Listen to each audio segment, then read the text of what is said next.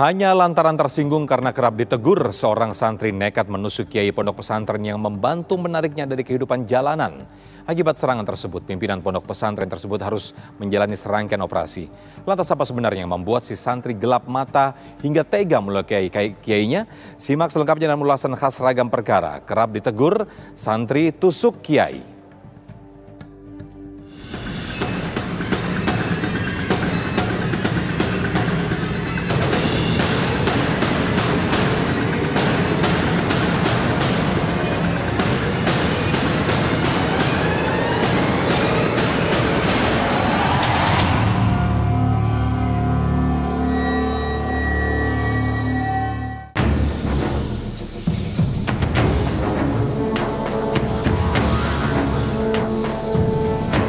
Ceceran darah di lantai ini adalah bukti kekejian seorang santri berinisial DM yang tega melukai kiainya sendiri di Banyuwangi, Jawa Timur. Ini dodok orangnya.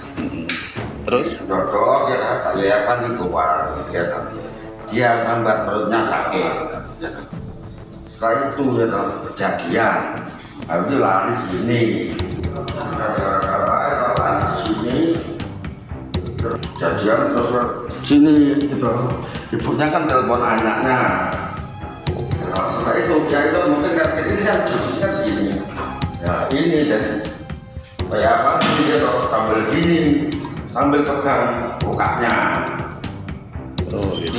Tersangka di sana keluar ini kan. Sang pengasuh pondok pesantren Miftahul Hidayah di Desa Sumbermulyo, Kecamatan Pesanggaran, Kiai Haji Afandi Musafak yang menjadi korban pun harus dilarikan ke rumah sakit.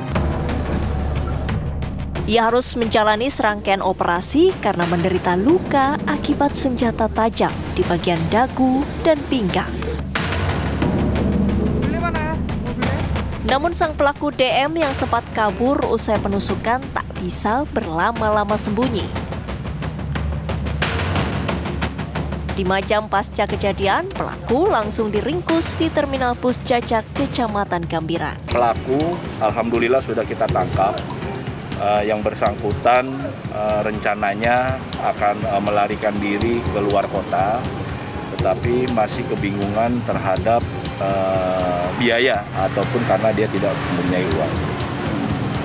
Ini tertangkap di mana nih Bapak? Iya, langsung ditangkap di terminal Jajak ini, ditemukan oleh kita semua, ada Pak Kapolsek, Pak Dan Ramil, dan ada Pak Camat secara bekerja sama dengan Polres untuk melakukan penangkapan tersebut. Usut punya usut, rupanya motif pelaku tega melukai sang kiai hanya lantaran sakit hati. Perantau yang baru 15 hari berada di pondok pesantren itu mengaku kalau dirinya tersinggung karena kerap ditegur sang kiai. Kiai Haji Afandi yang juga ketua MUI Kecamatan Pesanggaran itu menegurnya beberapa kali karena kedapatan berada di lingkungan asrama putri di ponpesnya.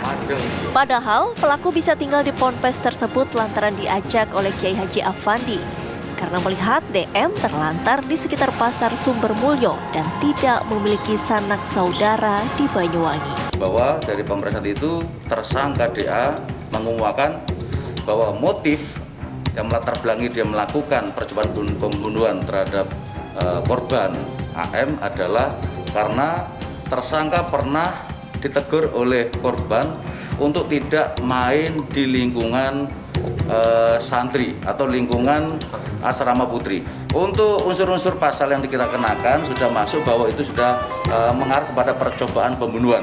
Adapun pasal yang kita terapkan dalam percobaan pembunuhan itu adalah yang pertama adalah pasal 351 ayat 2, yuntu pasal 338, dan kita yuntukan pasal 53 ayat 3 dengan ancaman hukuman 15 tahun penjara. Baik sudah disiapkan oleh tersangka. Jadi percobaan pembunuhan itu sudah masuk unsur-unsur dan kita terapkan dalam pasal-pasal yang sudah kita kemukakan barusan. Dali sakit hati karena sering mendapat teguran acap kali dijadikan pembenaran bagi seseorang untuk melampiaskan emosinya dengan kekerasan. Mengapa Jadi dari awal sebetulnya agak janggal bahwa dia seorang diri. Dia punya anak 2, tapi tetap seorang diri. Istrinya ya mungkin saja memang mencari uang. Tapi kenapa harus berpisah? Kenapa akhirnya dia tidak mempunyai mata pencaharian? Itu semuanya memudahkan suatu dugaan bahwa dia memang ada suatu gangguan minimal pada saat itu sudah dicurigai. Kemudian bahwa dia melakukan tindakan-tindakan yang aneh itu memperkuat lagi, sehingga sangat lalu ditambah lagi hubungan dengan pimpinannya tidak bertentangan, tidak ada rasa permusuhan, tapi melakukan suatu kejanggalan yaitu melakukan pembacokan. Jadi kita bertanya kembali, ada apa? Sangat mungkin ada latar belakang kejiwaan di balik ini. Karena kejanggalan-kejanggalan yang kita lihat dari awal, yang sepertinya bukan sesuatu yang bisa dibuat-buat, bukan sekedar pengakuan, tapi sesuatu yang disaksikan oleh orang-orang lain. Termasuk kenapa dia sering bercampur dengan santri-santri perempuan.